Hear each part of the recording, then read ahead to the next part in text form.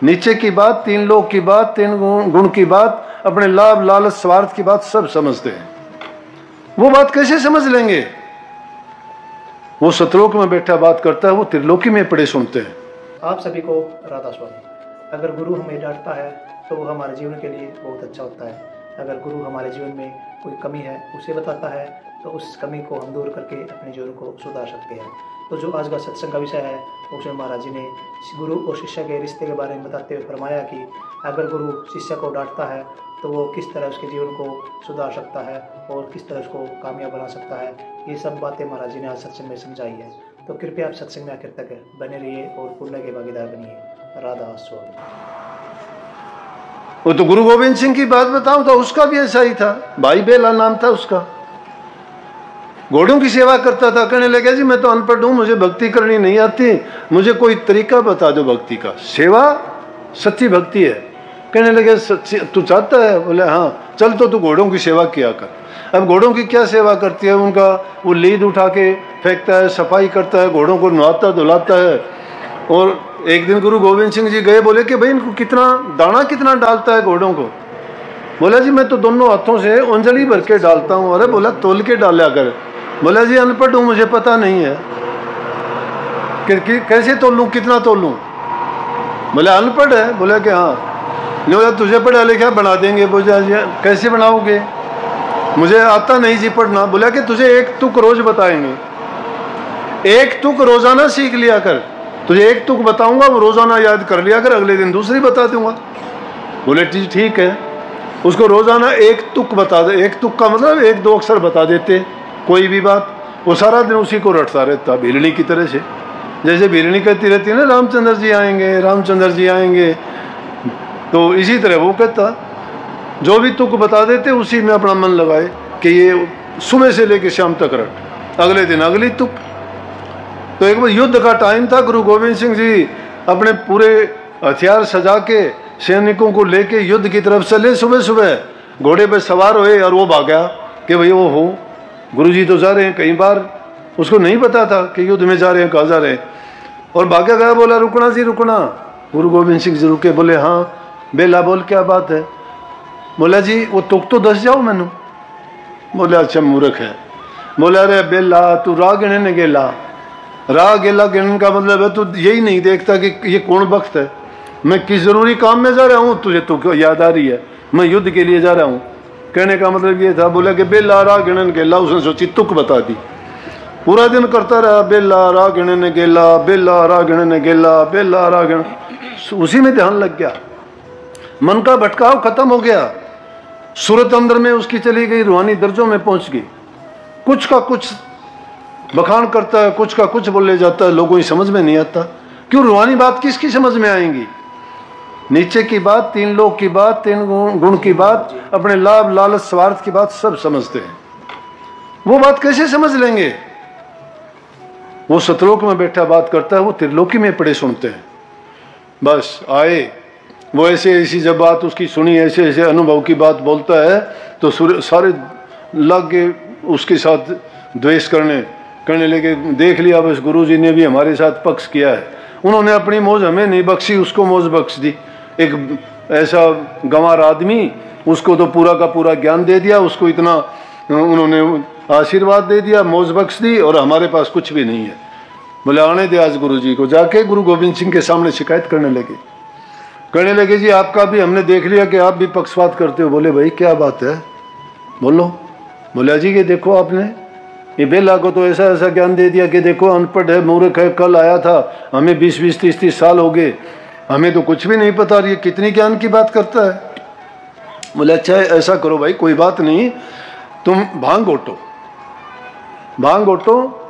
वो भांग ला के और उन्होंने घोटनी शुरू कर दी। बड़े बड़े कढ़ाए थे, भांग घोट के उसको कढ़ाए भर लिए। जब कढ़ाए भर लिए गए और वो सब वहाँ आके बोले अच्छा भांग घोट ली? बोले जी घोट ली। बोला यूं करो, इसको सबको गिलास भर भर के नीचे उड़ेल दो।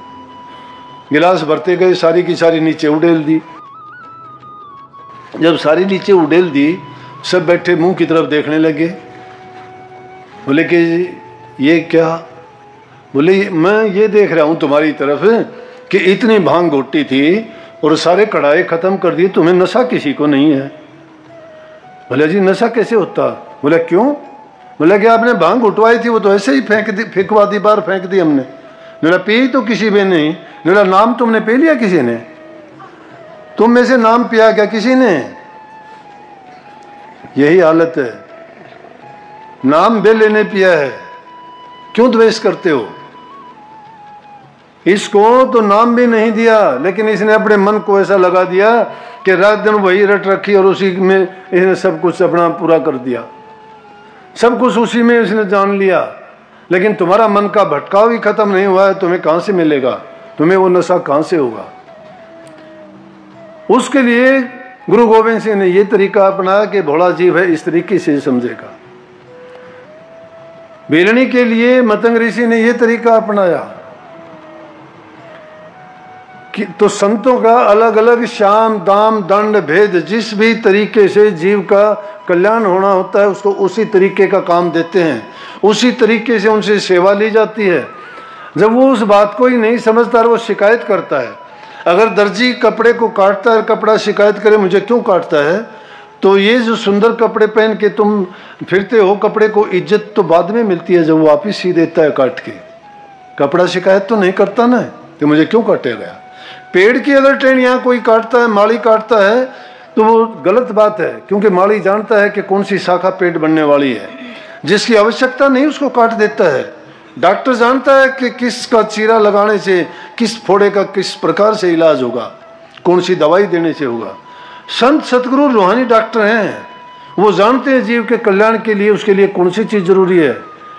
इसका तन का दुख है तो कैसे दुख होगा, मन का दुख है तो कैसे दूर होगा, और इसको ज्ञान की जरूरत है तो इसको नाम भेद चाहिए। अब नाम हमने ले लिया, जब प्राइमरी चीज है, बेसिक चीज है, मूल चीज है, उनको हम सुधारते नहीं। कबीर साहब तो कहते हैं कि पहले मूल सुधारो। संतों ने सब ने कहा है। सत्संग में ज्यादातर मेरा वक्त इस बात में जाता है, मैं कहता हूं कि तुम इन चीजों को सीखो। बूढ़े बुजुर्ग की इज्जत करना सीखो, दीन गरीब पर दया करना सीखो, माँ बाप को पूज्य समझ के उनकी पूजा करो, सेवा करो। जब बूढ़े बुजुर्ग को इज्जत सम्मान नहीं देते हो, घरों में आपस में प्यार प्रेम नहीं है, दया धर्म तुम्हारे दिल के अंदर नहीं है, तो फिर कौन सी भक्ति करोगे आप लोग? फिर तो ये नाम और भक्ति और ये गुरु सब बेकार की चीज हैं। ये चीजें इसीलिए खराब और बर्बाद हो जाती हैं, इसीलिए उनका हास होता है, इसीलिए उनमें बाद में गिरावट आती गई। अगर उसको सही मायने में उनके नियम के अनुसार, उनकी मर्यादाओं के अनुसार उन पर चला जाए, तो मैं कहता हूँ कि एक भी नेक इंसान होगा वो सारी दुनिया को बदलने वाला बन जाएगा। मैंने स्वामी दयानंद का जिक्र किया था। एक बार कहीं उन्होंने अपना भाषण दिया तो उससे पहले भी कहीं आए थे, तो 2 आदमी खड़े हुए, रोने लग गए। स्वामी जी पूछने लगे क्या बात है? कहने लगे जी यहाँ तो इस गाँव में तो हम 2 ही आपके सेवक हैं और नहीं है, हम क्या करें? बोला क्या कहा तुमने, फिर से बोलना। बोला जी हम 2 ही सेवक हैं। बोला क्या 2 हो तुम? बोले हाँ जी 2। बोला तुम 2 तो पक्के हो? बोला जी हम पक्के हैं। स्वामी दयानंद ने अपने कंधे पर हाथ मारा, बोले वाह रे दयानंद, मैं तो 1 था, मैंने 2 तो बना दिए। बोला 1 होने के कारण मैंने दुनिया में डंका बजा दिया नाम का, अब मेरे तो 2 हैं, पता नहीं कितना क्या कर देंगे। भाई ये काफी लोग बैठे हुए हो, आप हो क्या सच्चे या नहीं बनना चाहते? भक्ति अगर करना चाहते हो तो इन गुणों को आपको अपनाना पड़ेगा। और लकीर के फकीर हो, टाइम पास करने के लिए आते हो, मेला ठेला समझ के आते हो, या नौटंकी का नाच नहीं है। आओ सच्चे और सुरखुरू बन के आओ, ये मेरी गारंटी है, कल्याण होगा, इसी जीवन में होगा। दावे के साथ कहता हूं, कोई दावा नहीं करता, मैं करता हूं, लेकिन उसके साथ तुम्हें ये अपने मन में यकीन करना होगा और ये एक आपको दर्शाना होगा कि जो चीजें आप कहते हो उनको हम अपनाएंगे। इन चीजों को अपनाओ। अगर तुम्हारा कल्याण नहीं हो, अभी नहीं हो, और किसी भी प्रकार का दुख कष्ट अगर तुम्हें फटक भी जाए, फिर आके मुझे दोष देना। लेकिन पहले अपने अंदर डिजर्व करो। आप डिजायर करने से पहले डिजर्व करो। First deserve then desire. पहले उसके योग्य बनो, और ये योग्यता लाने के लिए आपको ये गुण अपनाने पड़ेंगे। फिर उसके बाद आता है नाम। ये चीज अगर धीरे धीरे, एक दिन में नहीं होंगे मानता हूं, धीरे धीरे करके सारी चीज हो जाती है, टाइम लगता है हर चीज में, लेकिन मन में ये चेष्टा तो हो कम से कम। कोई गलती होती है तो पश्चाताप तो हो इंसान को, अपने आप को मानने तो मैं अपराधी हूं, मैंने गलत किया है, तुम्हारा कसूर वहीं माफ हो जाएगा। अपने आप को मान लेने का मतलब है कि वो आदमी ये कहता है कि मैंने आगे के लिए सीख ले ली कि मैं आइंदा के लिए ऐसा नहीं करूंगा। लेकिन जो आदमी करके पश्चाताप नहीं करता है वो राक्षस प्रवृत्ति का है, उसका कभी जतन नहीं होगा। जो गुरु आगे कपट ना खोले, निष्कपटी अपने को बोले, दोहरा कपट लिया है सोई, उसका कभी जतन नहीं हुई। उसके दोहरा कपटी है, वो अपने आप को कपट करता है, झूठ बोलता है, पाप करता है, फिर अपने आप को निष्कपटी कहता है। ध्यान लगाना मुश्किल नहीं है, ये गुण अपनाओ, नाम का सुमन करते जाओ। जब ध्यान में लगाओगे, मैं कहता हूं थोड़ी देर में ही निर्विकल्प हो जाओगे, भूल जाओगे सब कुछ। तुम्हारे सामने एक ही चीज रहेगी, सिर्फ वो परमात्म शक्ति, वो शब्द रूप, वो सार वस्तु, और कुछ आपको ना वहां गुरु है, ना चेला है, ना सूरत है, ना शब्द है, ना रूह है, ना जीव है, कुछ भी नहीं है, सिर्फ वही रह जाएगा। तुम अपने आप को ही खो दोगे। जब बूंद जाके सागर में विलीन हो जाती है तो उसके पास ये रह ही नहीं जाता देखने के लिए। तुम आंखें बंद करके पानी के अंदर छलांग लगा दो, चारों तरफ आंख खोल के देखोगे तो जल ही जल है। इसलिए उस समुद्र में, उस ज्ञान के समुद्र में तुम कूदना चाहते हो तो उसमें कूदने के योग्य बन के ध्यान समाधि यूं लगाओ, भूल जाओ सारी दूसरी चीजों को। कुछ समय के लिए, जितने समय के लिए बैठते हो, दुनियादारी के काम अपनी ईमानदारी से, सच्चाई के साथ बरतो, कुछ नहीं होगा। ये धोखा मन से निकाल दो कि तुम कपट नहीं करोगे, झूठ नहीं बोलोगे, हेरा फेरिया नहीं करोगे तो तुम्हारा जीवन नहीं चलेगा। चलेगा। जिसने पैदा किया है उसने सारा इंतजाम भी किया है तुम्हारे लिए, लेकिन कर्म करने की जो आज़ादी दी है उसका नाजायज फायदा ना उठाओ। वो कर्म, शुभ कर्म करने के लिए आपको आज़ादी दी है, लेकिन आप उसको शुभ कर्म ना करके पाप कर्म का दरवाजा खोल लिया, उल्टे रास्ते पे चल पड़े हो। काल की रास्ते पे मत जाओ, दयाल के रास्ते पर चलो, तुम्हारा कल्याण हो जाएगा। दयाल का रास्ता है नेक कर्म करना दुनिया में आके। भक्ति का बड़ा सुगम रास्ता है, कुछ भी तो नहीं करना, सिर्फ अपने आप को ही तो सुधारना है। देखते जाओ, अपने आप की देखा करो कि कितना मैं क्या करता हूँ, जो करता हूँ वो भला है बुरा है, उसका परिणाम क्या होगा। जब इंसान अपने आप की ये निरख और परख दोनों करता है तो गलतियाँ निकलते हुए देर नहीं लगती। परंतु हम क्या करते हैं, हम तो गलतियाँ दूसरे की ढूंढते हैं, अपने आप में तो गलती मानते ही नहीं है। हम तो कहते हैं हम तो सच्चे हैं। दोष पराया देख कर चले हसंत हसंत, और अपना और न जाने जा का आदि अंत। अपने दोषों को नहीं जानता जिनका आदि अंत नहीं है, दूसरों के दोष देख के उसके कान में मुंह दिया, उसके कान में मुंह दिया, तुम्हें बीच में क्या मिला? क्यों किसी की बुराइयां करते हो, क्यों उस पाप को ढोते हो? अगर तुम्हारे पास कुछ है कहने के लिए तो अच्छा कहो। अगर कोई दूसरे का पाप तुम्हारे सामने प्रकट करता है तो कहो कि इससे हमारा कोई फायदा नहीं है, इससे हमें कोई शिक्षा मिलने वाली नहीं है, इससे ना तुम्हारा लाभ है ना मेरा लाभ है। जब ये तीनों चीज नहीं है तो हम उस चीज को क्यों याद करें? और ये तीनों चीज कहाँ मिलते हैं जिससे तुम्हारा लाभ भी है और मेरा लाभ भी है? प्रभु का नाम है। जो तुम्हारे अवगुणों को दूर करता है वो प्रभु का नाम है, और तुम्हारे जो अच्छे कल्याण का काम और अच्छे गुण पैदा करता है वो भी प्रभु का नाम है। तो तीनों प्रकार से जब ये कसौटी है, इसलिए कही खरी कसौटी गुरु की झूठा टिके न कोई।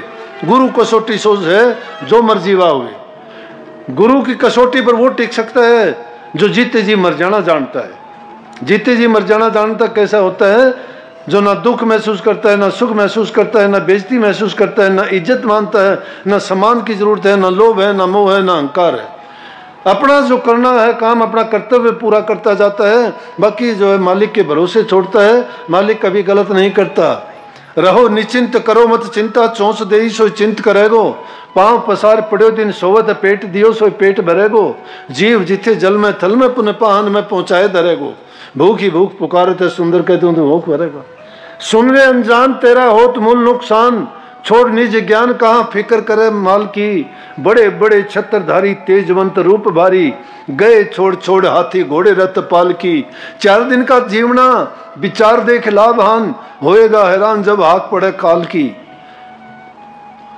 बिरथा बिताओ ना अटल अमोल सांस, एक एक पल जात लाख लाख लाल की। कबीर साहब कहते कहता हूं कह जात हूं और कहे बजाऊं ढोल, श्वासा खाली जात है 3 लोक का मोल। एक सांस 3 लोक का मोल है। जिंदगी खो दी हमने हेरा फेरियों में, चतुराइयों में, दूसरों को लूट खसूट मचाने में, हेरा फेरी करने में। क्या लेके जाओगे? कोई लेके नहीं गया, सब यहीं धरा धरा रह गया। ये तो धर्मशाला में कुछ दिन के लिए आए हो, लेकिन आए हो तो कुछ नेक कर्म करके जाओ। तन से किसी की सेवा करो, मन से प्रभु के नाम का भजन करो, धन से दान पुण्य और कल्याण के काम करो, जीवन सफल हो जाएगा। क्यों बुराइयों की पांट बांध के अपने सिर पर बोझ मरते जाते हो? यहाँ भी ढोगे, फिर क्या पता ये हवा का झोंका कहाँ लेके जाएगा इस जीव को, और इसको कुछ करने का मौका ही नहीं मिलेगा। इसलिए नित्य प्रति गुरु ने जो नाम दिया है, नाम का सुमरण करो। सुमरण करो निर्विकल्प होके, कोई चीज नहीं। सुमरण करते हुए सिर्फ नाम या फिर गुरु ही याद रहना चाहिए, क्योंकि गुरु से हमें नाम मिला है, गुरु से ज्ञान मिला है, गुरु का गुण भी हमें तभी आएगा गुरु का ध्यान करेंगे। क्यों जोर लगा दिया स्वामी जी महाराज ने कि गुरु का ध्यान कर, गुरु का ध्यान कर। ध्यान किसका करो? गुरु मूर्त का। गुरु मूर्त का ध्यान करो, गुरु के गुण आएंगे, गुरु तुम्हें जो बात बताता है वो याद आएंगी। क्योंकि अगर किसी पाप कर्म को याद करोगे तो वो दुर्गुण हमारे अंदर समा जाएंगे। इसलिए नाम का सुमरण करते वक्त दूसरी चीज नहीं होनी चाहिए। परमात्मा को हमने नहीं देखा, वो निर्गुण है, विदेह है, वो शब्द रूप है वो, लेकिन देह रूप में, प्रकट रूप में उसको गुरु के रूप में अगर पहचान लोगे और अंदर में जब जाओगे, वही देह रूप तुम्हारे सामने नूरी रूप होके प्रकट हो जाएगा। और जब वो नूरी रूप अंदर में प्रकट हो जाएगा और जब ध्यान में तुम उसी को पाओगे, जब तुम्हें विश्वास हो जाएगा कि जिसको बाहर देखते थे वो अंदर भी बैठा है, जो बाहर था वो देह रूप में था, ये हमारा दिव्य रूप में है। वो हमें सरगुण रूप है, सब गुण दिखा के हमें सिखाता है, और ये निर्गुण रूप है। ये हमें सिखाता नहीं, बल्कि ये हमें अपना जहूर दिखाता है। वो शक्ति है, उस शक्ति को प्राप्त करने के लिए अपने मन की एकाग्रता जरूरी है। सभी ओर से मन को हटा के, जिस प्रकार से लड़कियां पानी लेने के लिए जाती हैं ना, कि सुमरण में ध्यान कैसा करो, जो गागर पड़ियार। सुमरण में ऐसा ध्यान लगाओ जैसे लड़कियां पानी लेने के लिए जाती हैं। घड़ा होता है, घड़े के ऊपर घड़ा रख लेती हैं, बात करती जाती हैं, गर्दन टेढ़ी मेढ़ी करके उसका बैलेंस बना लेती हैं, हाथ भी नहीं लगाती, सखियों की संग बात भी करती रहती हैं, लेकिन घड़े को नहीं गिरने देती, क्योंकि सूरत को घड़े में लगा रखी है। नट नहीं देखी होगी, नटों के बच्चे देखे होंगे, रस्से पर एक बांस लेके चढ़ जाते हैं, उस पर रस्से पर चलते हैं। वो साधना है, उन्हें साधना की है, टिका लिया है, बैलेंस बना लिया है। इसी प्रकार से हम भी अपने मन का रोक के बैलेंस बना लेंगे, अंदर में सूरत को इसी तरह से रोक देंगे, फिर ये ऊपर चढ़ने के लायक बनेगी। पहला चलन होगा इसका कीड़ी का रास्ता, बहुत स्लो चलेगी। फिर इसका पहला पपील का है, दूसरा मछली का रास्ता है इसका। मछली जल की धारा को पकड़ के ऊपर चढ़ जाती है, सूरत भी इसी प्रकार से शब्द की डोर को पकड़ के ऊपर चढ़ेगी। और फिर है इसका मकर चाल। मकर चाल होती है मकड़ी की चाल। मकड़ी अपनी मुंह से ही तार छोड़ के नीचे आ जाती है और मन में आती है, फिर उस तार को पकड़ के उसके ऊपर ही चली जाती है। जब मर्जी आए, जब मर्जी जाए। शब्द रूप की डोर इसी प्रकार से हमारे अंदर में वो निज धाम से नीचे की ओर लटकी हुई है। सूरत उसको पकड़ के अगर एक बार चढ़ने का अभ्यास ये पा जाएगी, तो जब ध्यान की अवस्था में जाओगे मिनटों में चढ़ जाओगे, सेकंडों में चढ़ जाओगे, और जब मर्जी आएगी तभी उतर जाओगे। इसीलिए कहिए, जब सूरत आवे देह में तो देह रूप ले ठान, जब उल्ट चढ़े ऊपर को तो शब्द रूप पहचान। ये सूरत शब्द का भेद है, लेकिन ये बातों से सीखोगे, किताबों से सीखोगे, या तुम उसको जबानी जमा खर्च में याद भी कर लोगे तो कोई फायदा नहीं देगा। अपने जीवन में इन बातों को अमली जामा जब तक नहीं पहनाते तब तक सारी बातें मिथ्या साबित होंगी। करना सीखना चाहते हो तो अपने जीवन को मैंने बताया कि मूल सुधारना पड़ेगा। मूल तब सुधरेगा जब घरों में प्यार प्रेम रखोगे, छोटे बड़े को उसके दायरे के अनुसार प्यार करोगे। छोटो मीठा बोलना जबान से, क्यों किसी को कड़वा बोलते हो? अच्छा बोलो। परमात्मा ने जबान दी है, इसको कुछ भी तुम कहोगे, लेकिन एक शब्द सुखरास है, एक शब्द दुखरास, एक शब्द बंधन कटर, एक गले फांस। इसी शब्द के बोलने से सुख प्रकट होता है, इसी जबान के बोलने से दुख प्रकट होता है, इसी के बोलने से गले में फांसी डलवा देती है यही जबान, और इसी के अच्छा बोलने से यही जबान हमें बंधन से मुक्त करवाती है। बंधन से मुक्त करवाने वाला नाम संतों के पास है, वो बंधन से मुक्त करने वाला शब्द याद किया करो, जबान से अच्छा बोला करो भाई। तो अच्छी बात ये होगी, इस बात को सुन के सब पर लागू होती है। कोई ये ना सोच लेना ये उसको कही है, उसको कही है, उसको सबके लिए है, मेरे लिए भी कही है मैंने। तो जो भी गलती करता है वो अपने गलतियों को सुधारे, अच्छी बातों को अपनाए, और नाम जो मिला है उसका सुमरण करे, चिंतन करे, भजन करे, ध्यान करे। बुराइयां एक एक करके बाहर निकालते रहो। जो जरूरी चीज़ है आज समाज में, प्रकृति के प्रति पानी का संचय है, वृक्षों का लगाना है, पशु पक्षी जीव जंतुओं की रक्षा सुरक्षा है, माता बहनों की इज्जत का जहाँ तक सवाल है, पूरे इज्जत करो, सम्मान दो। आप लोग अगर करना चाहो तो सब कुछ आसान, ना करना चाहो तो सब कुछ मुश्किल। जी गुरु जी। इसलिए जिसका भी भला करोगे परिणाम उसका हमेशा अच्छा ही आता है। अच्छा करना सीखो, अच्छे बनोगे, दूसरे देखने वाले भी कहेंगे। अगर तुम अपने गुरु को, अपने नाम को ऊंचा बनाना चाहते हो और अपने आप को साबित करना चाहते हो तो नेक इंसान बनो, नेकी के रास्ते पे चलो, बुराइयों को छोड़ो। सतगुरु आपको शक्ति दे कि आप अच्छे मार्ग पे चलो, भक्ति करो, आपका जीवन सुखी हो, घरों में प्यार प्रेम शांति हो, अच्छे समाज की स्थापना हो, देश उन्नति करे। और आप तभी सुखी रह सकते हो जब हम सुखी होंगे, हम सब सुखी होंगे, हमारा समाज सुखी होगा और सही रास्ते पर चलेंगे। बच्चों को अच्छी तालीम दो, उनको अच्छे संस्कार दो, बुरे रास्ते पे ना जाने दो। थोड़ा टाइम घर में बैठ के बच्चों को सिखाया करो। तुम नहीं बताना चाहते तो मेरी दो बात बता दिया करो उनको कि हमें ऐसा नहीं करना चाहिए, ऐसा करना चाहिए। अरे नित्य प्रति करने से एक रस्सी पत्थर की सिल को घसा देती है, तो क्या हमारे समझाने से वो बच्चे नहीं मानेंगे? वो कच्ची टहनी की तरह से उसको कैसे भी मोड़ सकते हैं। उनको बुरे रास्ते ना जाने दो, उनके दिल के अंदर ये भाव पैदा करो कि प्रभु की भक्ति, प्रभु को याद करना, नेक इंसान बनना, दूसरे की सहायता करना, गरीब भूखे की मदद करना, बूढ़े बुजुर्ग की इज्जत कदर करना, सेवा करना, दान पुण्य करना और बुरी आदतों में ना पड़ना। ये बच्चों को अगर शिक्षा दोगे तो तुम बहुत बड़ी भक्ति कर जाओगे। आप सबको बहुत बहुत आशीर्वाद। मालिक आपको सुख दे, शांति दे, समृद्धि दे, खुशहाली दे। आशीर्वाद। राधा। सत्संग को पूरा सुनने के लिए बहुत बहुत धन्यवाद। हम आशा करते हैं आपने सत्संग को पढ़ा ध्यान से सुना हुआ।